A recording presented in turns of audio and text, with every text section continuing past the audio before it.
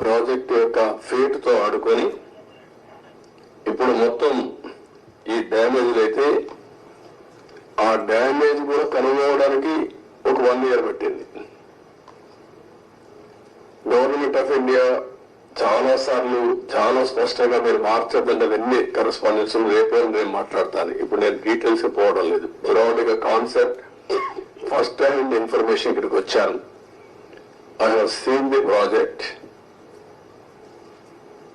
మామూలు వాళ్ళైతే అర్థం కాదు. నేను ఒక 100 సార్లు ఈ ప్రాజెక్ట్ గురించి రివ్యూ చేసుంటాను. 30 times ఇక్కడికి వచ్చి ప్రాజెక్ట్ లో చూశాను.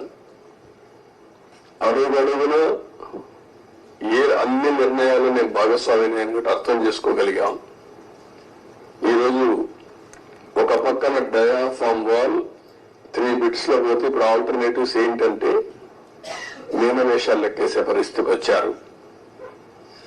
ఇందులో ఆ 2 బిట్లు కానీ ఎక్కడికక్కడ ఒక parallel D wall diaphragm wall హైట్కి ఎక్కడ డ్యామేజ్ అయిందో దానికంటే ముందు ఒక ప్యారలల్ గా పెట్టి దాన్ని కవర్ చేస్తే 447 కోట్లు అవుతుంది. మామూలుగా మనం ఖర్చు పెట్టింది 446 కోట్లు. ఇప్పుడు రిపేర్ చేయడానికి 447 కోట్లు. ఓకే, మొత్తం దాని అప్పటికి కూడా గ్యారంటీ లేదు. ఈ డయాఫామ్ వాల్ ఈ ప్యారల్ గా 447 కోట్లు ఖర్చు పెడితే మిగిలిన భాగం అంతా పర్ఫెక్ట్ గా ఉంది, ఇంక ఇబ్బంది లేదు అనే పరిస్థితి లేదు.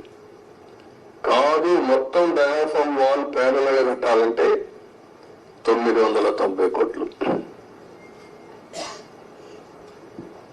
ఇది ఒక భాగం.